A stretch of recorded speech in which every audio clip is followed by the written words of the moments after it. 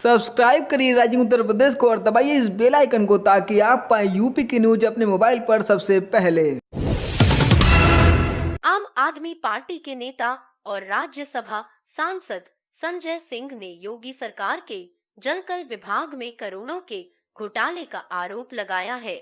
उन्होंने यूपी के कई राज्यों में ब्लैक लिस्टेड कंपनी से कमीशन लेकर काम देने का आरोप लगाया है। संजय सिंह ने मीडिया को बताया कि जल जीवन मिशन एक पवित्र मिशन है, पानी पिलाना पुण्य का काम है, मगर यूपी की योगी सरकार ने इसमें भी बड़ा घोटाला किया। जल ही दोहन की तर्ज पर अपने मंत्रियों और अफसरों को इस योजना में भी लूट करने की खुली छूट दे दी है। संजय सिंह ने कहा कि यूपी में 1,20,000 करोड़ की इस योजना में 60,000 करोड़ केंद्र सरकार और 60,000 करोड़ रुपए राज्य सरकार को लगाना है। पूरे मिशन को 3 फाइनेंशियल ईयर में पूरा किया जाना है। साल 2020-21 में काम तो जमीन पर जीरो है। आम आदमी पार्टी ने इस पूरे मामले में सीबीआई जांच की मांग की है। उत्तर प्रदेश होमगार्ड विभाग के ऑफिसर्स एसोसिएशन व्हाट्सएप ग्रुप पर कमांडेंट और सीनियर स्टाफ ऑफिसर के तबादलों को लेकर सवाल उठाने पर DIG home guard Sanjeev Shukla suspend कर दिए गए हैं। संजीव अभी झांसी में तैनात थे। 11 जुलाई को होमगार्ड डिपार्टमेंट के कई कमांडेंट का ट्रांसफर एक जिले से दूसरे जिले में हुआ था। इसके बाद डीआईजी होमगार्ड संजीव शुक्ला ने ऑफिसर्स एसोसिएशन व्हाट्सएप ग्रुप पर इन ट्रांसफर को लेकर सवाल खड़े कर दिए थे। उन्होंने लिखा था, ये ट्रांसफर नीति गलत है और गलत तरीके से अफसरों का ट्रांसफर हुआ है। इस ग्रुप में 97 अफसर जुड़े हुए हैं और इनमें से 86 सीनियर अफसरों ने डीआईजी का समर्थन किया था, जबकि 11 लोगों ने तबादलों को सही ठहराया था। मऊ में रोड एक्सीडेंट में एक ही परिवार के 5 सदस्यों की मौत हो गई। गोरखपुर का परिवार कार से छत्तीसगढ़ से मऊ जिले के मधुबन आ रहा था। इस बीच कार गड्ढे में फंसकर अनियंत्रित होकर खाई में गिर गई। कार पलटने से 4 बच्चे सहित एक महिला की मौत हो गई। 2 अन्य लोग गंभीर रूप से घायल हैं। लखनऊ में ओला कैब और महिंद्रा फर्स्ट चॉइस कंपनी के खिलाफ धोखाधड़ी का मुकदमा दर्ज किया गया है। 759 ड्राइवरों का आरोप है कि वे जिन गाड़ियों के लोन की किस्त भर रहे थे, ओला ने उन्हें चुपके से महिंद्रा को बेच दिया। इसके मालूम चलते ही बड़ी संख्या में ड्राइवर्स ने विभूतिखंड थाने में हंगामा शुरू कर दिया। ड्राइवर्स की तहरीर पर पुलिस ने दोनों ही कंपनियों पर एफआईआर दर्ज कर ली है। मामले में दोनों कंपनियों का पक्ष लेने की कोशिश की जा रही है। भारतीय जनता पार्टी का उत्तर प्रदेश में मिशन 2022 में फिर से सत्ता पर काबिज होने का है, तो विपक्षी दलों का मिशन है भगवा दल के विजय रथ को हर हाल में रोकना। अलग अलग चुनावों में हाथ मिलाकर ताकत आजमा चुकी समाजवादी पार्टी, बहुजन समाज पार्टी और कांग्रेस अभी भले अलग अलग पाले में खड़ी होकर एक दूसरे पर हमलावर हो, लेकिन 2019 में बतौर प्रभारी प्रदेश की सियासी नब्ज से वाकिफ हो चुके भाजपा के राष्ट्रीय अध्यक्ष जेपी नड्डा को नजर आ रहा है कि यहाँ विपक्ष का गठबंधन लगभग तय है। पार्टी को इसी के मुताबिक तैयारी करने के लिए भी कहा है। मुख्यमंत्री योगी आदित्यनाथ ने पंचायती राज व्यवस्था को धरातल पर उतारने के लिए बड़ी पहल की है। अब विकास खंड यानी ब्लॉक भी क्षेत्र पंचायत विकास योजना बनाएंगे। निर्देश है कि क्षेत्र पंचायतों को अपने यहाँ उपलब्ध सभी संसाधनों का संज्ञान लेकर योजना बनानी होगी, ताकि उसी के अनुरूप विकास कार्य तेजी से कराया जा सके। प्रदेश के सभी 826 ब्लॉकों में इसी वर्ष से योजना बनाई जाएगी। आगे हर वर्ष योजना का खाका खींचा जाता रहेगा, यानी योजना को 1 साल में ही अमल में लाना होगा। उत्तर प्रदेश विधानसभा चुनाव में छोटे दलों के साथ गठबंधन की मुहिम को समाजवादी पार्टी के अध्यक्ष अखिलेश यादव ने आगे बढ़ा दिया है। लखनऊ में समाजवादी पार्टी के प्रदेश कार्यालय में महान दल ने अपना सम्मेलन किया, जिसके मुख्य अतिथि उत्तर प्रदेश के पूर्व मुख्यमंत्री अखिलेश यादव थे। समाजवादी पार्टी के अध्यक्ष अखिलेश यादव ने कहा है कि विधानसभा चुनाव 2022 में उत्तर प्रदेश में समाजवादी पार्टी और महान दल की सरकार बनने जा रही है। हमारी सरकार बनने पर प्रदेश में सबसे पहले जातीय जनगणना कराई जाएगी। इस अवसर पर अखिलेश यादव ने यह भी कहा कि हमारी सरकार बनी तो प्रदेश में कोरोना काल में हुई मौतों की भी जांच कराई जाएगी।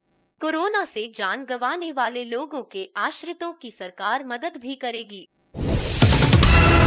उत्तर प्रदेश लोक सेवा आयोग यूपीपीएससी की भर्ती परीक्षाओं की जांच कर रही सीबीआई को आरओ यानी समीक्षा अधिकारी व सहायक समीक्षा अधिकारी 2014 भर्ती में काफी गड़बड़ी मिली है। लगभग 50 से अधिक चयनित अभ्यर्थियों के कंप्यूटर प्रमाण पत्र फर्जी मिले हैं। टाइप टेस्ट में फेल अभ्यर्थियों को पास करने, ओएमआर शीट में बदलाव करने के पुख्ता सबूत मिले हैं। सीबीआई सारे तथ्यों को एकत्र कर चुकी है। अब भर्ती परीक्षा में महत्वपूर्ण भूमिका निभाने वाले तत्कालीन अधिकारियों के खिलाफ एफआईआर दर्ज करने की तैयारी है। एफआईआर दर्ज करने के बाद पूछताछ की प्रक्रिया तेज की जाएगी।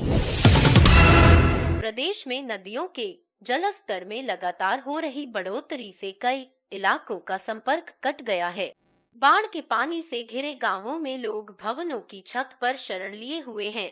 सैलाब में सड़कें गुम हो चुकी हैं। आलम यह है कि चित्रकूट और प्रयागराज में नावों से आवाजाही हो रही है। अंबेडकर नगर के टांडा के किसान इंटर कॉलेज में टीजीटी परीक्षा की शुचिता भंग होने को लेकर फैली अफवाहों के चलते प्रथम पाली की परीक्षा बाधित हो गई थी।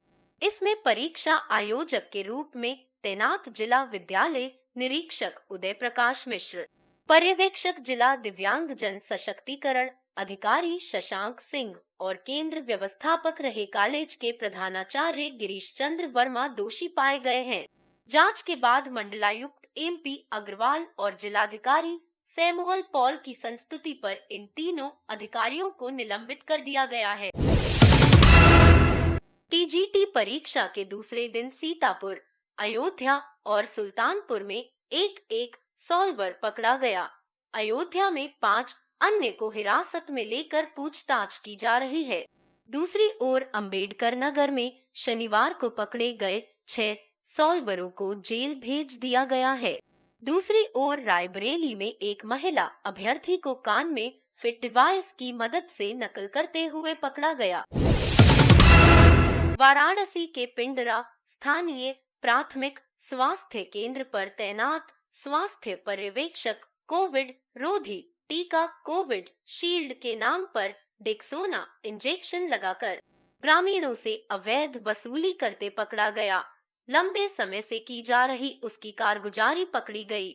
सिंधोरा पुलिस ने मुकदमा दर्ज कर उसे जेल भेज दिया। मुख्यमंत्री योगी आदित्यनाथ ने देश और प्रदेश में हेल्थ इंफ्रास्ट्रक्चर को लेकर कांग्रेस और समाजवादी पार्टी का बिना नाम लिए करारा हमला किया। उन्होंने कहा कि देश ने आजादी के तत्काल बाद से लगातार स्वास्थ्य की आपदा झेली, लेकिन जिन लोगों ने 55 वर्षों तक देश पर शासन किया, प्रदेश में सर्वाधिक दिनों तक राज किया, उनका प्रदेश और देश के हेल्थ इंफ्रास्ट्रक्चर पर ध्यान कभी नहीं रहा। उन्होंने कहा कि प्रदेश में 1947 से लेकर 2017 तक 69 वर्षों में केवल 12 मेडिकल कॉलेज बने थे, लेकिन 2017 से लेकर 2021-22 तक हम 33 नए मेडिकल कॉलेज की स्थापना कर रहे हैं।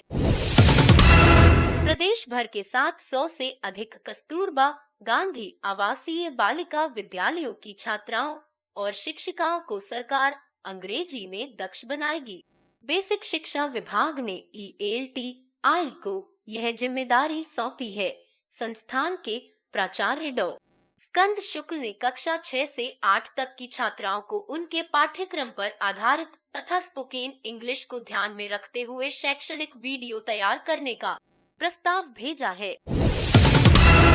प्रधानमंत्री किसान सम्मान निधि योजना के तहत प्रधानमंत्री नरेंद्र मोदी आज प्रदेश के 2 करोड़ 36 लाख किसानों के खाते में 4,720 करोड़ ट्रांसफर करेंगे। अगस्त, सितंबर, अक्टूबर और नवंबर माह की धनराशि किश्त प्रति 2000 रुपए खातों में भेजी जाएगी।